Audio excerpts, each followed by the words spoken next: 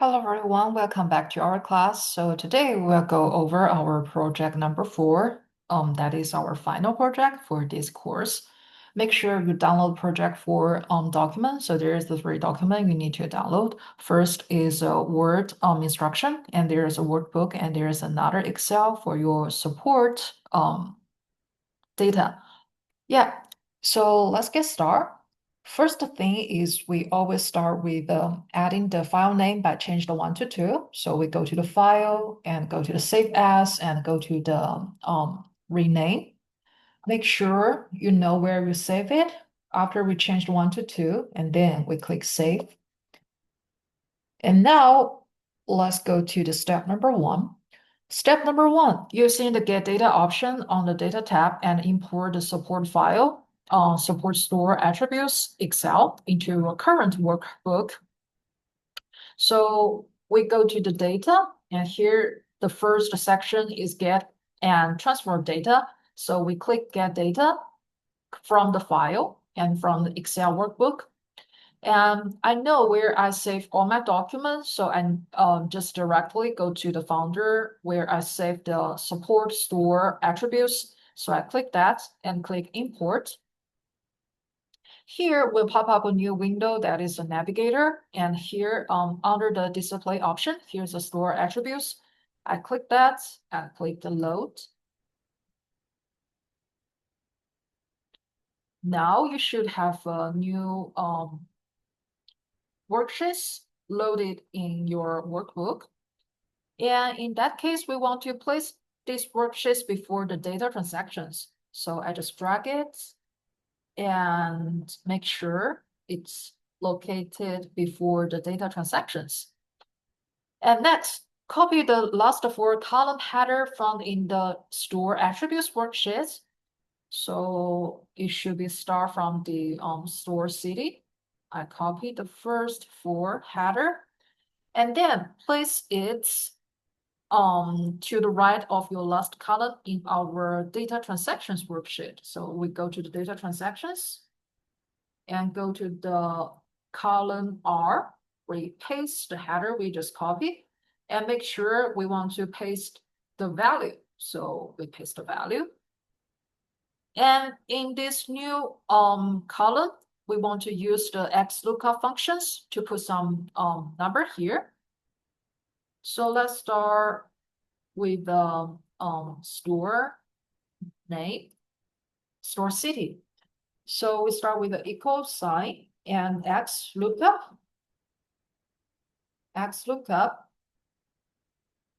And after we have XLOOKUP, the first is the lookup value. We want to use the data from the transactions. So we put transaction first, transactions, and it should the number should be store number. So store number through store number.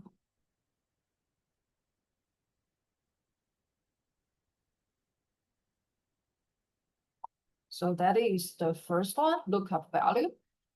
And we end with a comma and move to the lookup arrow. So for the lookup arrow, the data is from store attributes. So store attributes. And from the store number.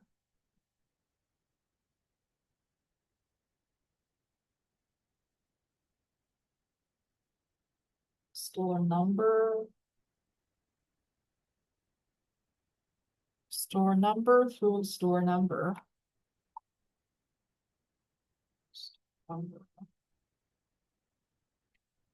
That is our lookup value. And then let's move to return arrow. So for the return arrow, the data should also from the store attributes. Store attributes, and then store city.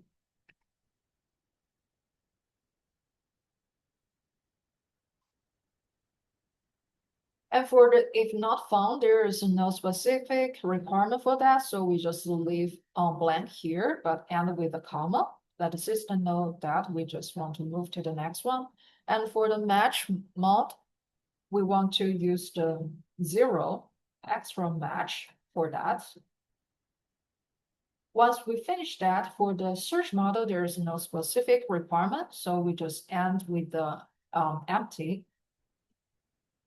So basically, the formula is already finished. So let's end with the parenthesis, and then press enter. So now for the store city, we fill with the formula we create, and then we use the autofill to fill the store location to competition order. Once we finish that, we want to use the same formula for each header. So for the store location, we first select the first cell under that. That is cell S2. Then we double click these dots. Now all the all the blank value under the store location now is filled with the formula. And for the competition fast food and competition order, we keep doing the same stuff. So click the first cell and double click the dots.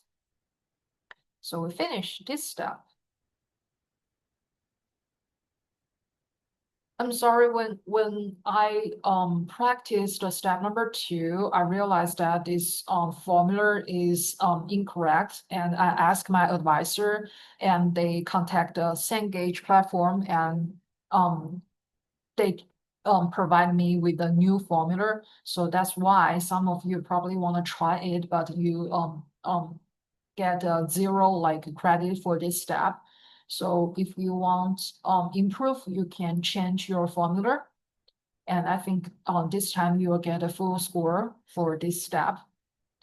And let's go to the step number 3. Using the data in your data transaction worksheet and create a pivot table within a new worksheet named store pivots. And what I will do is I want to first select any cell from this table, and then go to the insert, and here is a pivot table. I want to use the data from this table, so I just select the first option from the table and range. And you can see there is nothing we do, but the transaction is automatically displayed for the table and range column. And we don't need to do any change for that. And the second one, we want to create a new worksheet for that. So we just click OK. And for this worksheet, we want to rename it. We rename it as with the worksheet store pivot. So we copy store pivot and go back to the workbook and change the name for sheet 1 to pivot store pivot. And for this pivot table, we want to put some number for that. First, we click the pivot table. And for the rows, we want to use the quarter for the rows. So we find the quarter and drag the quarter to the rows. And for the columns, we want to use the store name. So we find the store name and drag that to the column. And for the value, we want to use the sum of the total profit. So we drag the total profit to the value. Now you should have the basic pivot table look like this one. And next, we want to do some change for the number. So change the presentation of the sum of total profit to the show value as a % of the grant total. How to do that is we go to the value first and click on the arrow and select the value field setting and go to the show value as, and then we show value as we switch the no calculation to percent of the grand total, and then we click OK.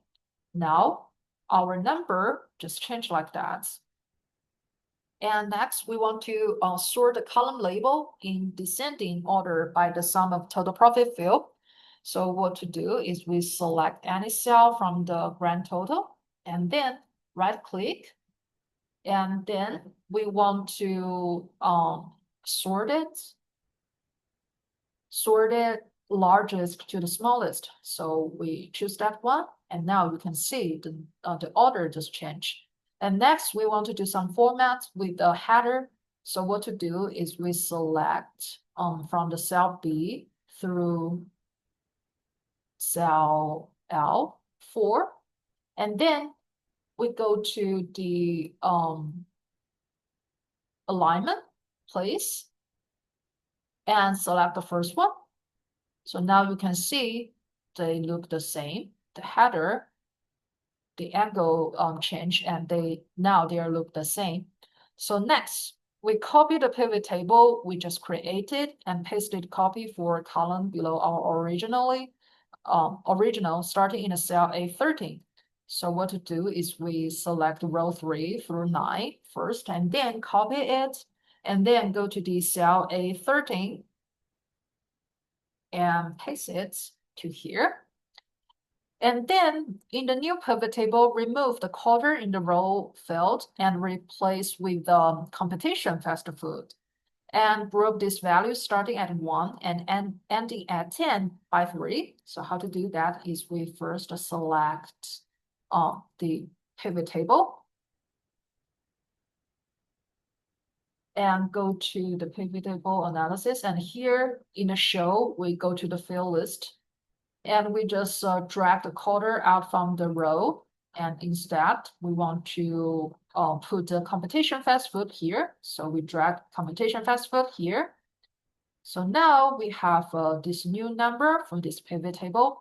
And also we want to do some grouping for the row label. So what we do is we select one cell, any cell from the 1 to 10, any cell from the row label, and then right click, and then go to the group and start at 1, ending at 10, and by 3, and then we click OK. Now, as we can see, they look the same, so we finish this step. And next, step number 5, repeated the step above and except with the copy pivot table starting in the cell 22, replace the competition fast food in the row field with the competition order, and also group this value starting at 1, ending at 30 by 10. And what we do is we select from the row 13 through 18, we copy it and go to the cell A22, we paste that. And this time we drag the competition fast food out of the row. Instead, we put the competition order to the rows. So now we have this in our pivot table. And then we need to group the label. So we select, make sure you only select one cell under the row table. And then right click, and then we go to the group 1 through 30, but in this time, we want to change the 1 through to 10. So we put 10 here and click OK. So now we have this new pivot table, and they look the same. So we finish this step. And next, we want to select the first pivot table we just create and create a line pivot chart. And prepare this chart using the figure 6 below as a guideline and include the title, percent total profit of the store by quarter, and the horizontal axis title, quarter, and the vertical axis title, percent blank total profits, and added the legends of the chart. So the store name are sorted by sum of total profit descending in value, and create a new worksheet named sort chart and move the chart to cover it range F2 through Q24 of this worksheet. So we can first create a new worksheet based on that, and that name should be store chart. So we copy that and rename the sheet 2 to store chart. And then we go back to the store pivot, and because we want to use the number from the first pivot table. So how to do that is we select any cell from the first pivot table, and then we want to insert a pivot chart. So we go to the insert, and here's the chart. Here's the pivot chart. We select it, go to a pivot chart. And in this case, we want to create a line pivot chart. So we select the line for the category, and then we click OK. So now we have the foundation for this pivot chart. And next, we want to do some formats with our pivot chart. First, we want to add the title for that. That is a person's total profit store quarter. So we select it and then go back to the pivot chart. Pivot chart. And then we want to add the chart title for that. So we change the chart title to person total pivot chart by quarter. And then we also want to add the axis title for that. So we click it and go to the axis title. And for the left one, we want to change as a person total profit. We copy it and go back and change the axis title to the one we just copied. And for the horizontal, we want to use the quarter for that. So we copy the quarter.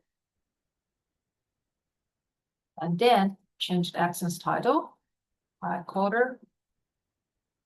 And as you can see, for the store name is already in the right. So we don't need to do any change for the legend. And next, we want to move it to the store chart worksheet. So we just click the profit chart and then go to the design and move the chart. So we move the chart to store chart and click OK.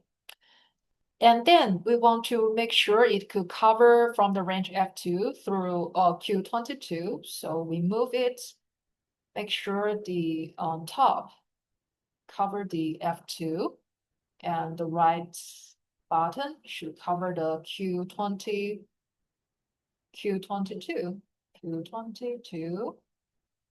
Yeah, so it should look like this.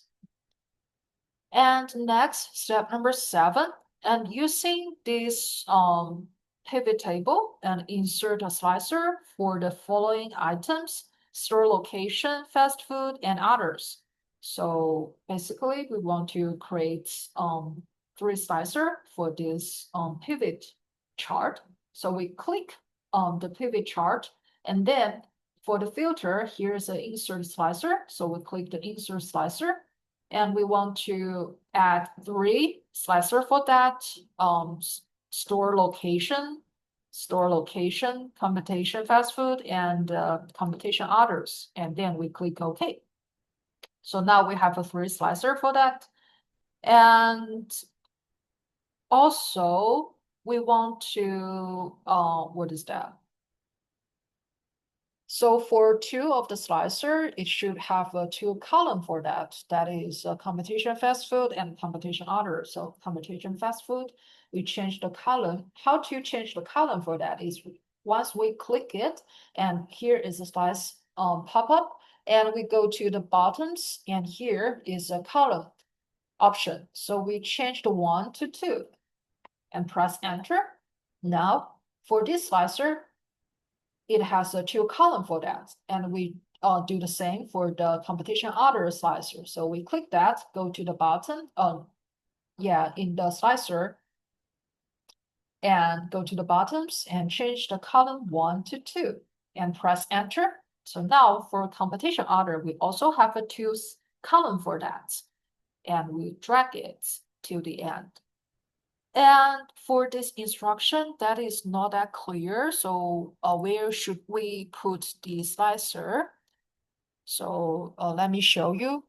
So for the store location slicer, the first one, it should cover from B2 through D8. So we put it, make sure it covered B2 to D8. And next is a competition fast food. So that should cover B9 through D14. So B9 through D14.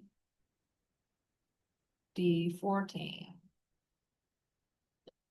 And for the third one, competition order, it should cover B15 through D24. So B15, D24. So that should be how it look like. And after we finish all, we want to remove the grid line. So we go to the view and unselect we go to the view and unselect the grid line that is located in the shown sections. So we just save it and make sure you know where you save it. Yeah, we save that and we want to submit it.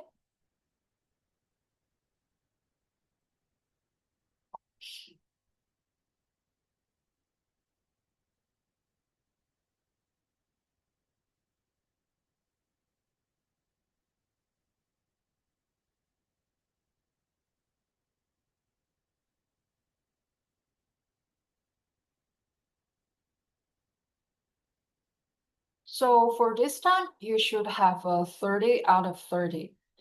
And if you have any question, you can let me know. And thank you so much for choosing this 8 o'clock class. And it has truly been a joy spending this semester with you. And I really appreciate the time we've shared together. And with the Thanksgiving coming up, I wish all of you have a wonderful and relaxing holiday with your family and friends. And see you next time.